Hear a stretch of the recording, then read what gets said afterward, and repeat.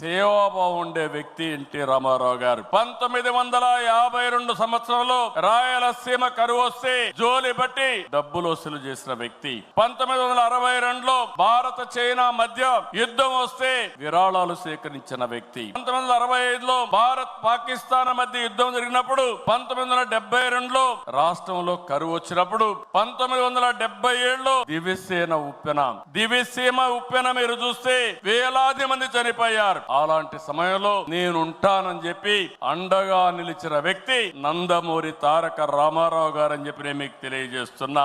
మార్చి 29, 1982 Telugu Desam party ఏర్పడిన రోజు. నిన్న మార్చికి 43 సంవత్సరాలు. ఇప్పుడు మిమ్మల్ని చూస్తా ఉంటే రోజు రోజుకు మీ ఆదరణ పెరుగుతా ఉంది. 4 దశాబ్దాలైంది. ఎన్నో మైలురాళ్లు దాటాం, ఎన్నో విజయాలు, ఎన్నో అనుభవాలు. ఎన్టీఆర్ ఆశయాలు, సిద్ధాంతాలని ముందుకు తీసుకెళ్తున్నాం. ఆయన స్ఫూర్తితోనే సంక్షేమానికి, సంస్కరణలు, అభివృద్ధికి పెద్దపీట వేస్తున్నాం.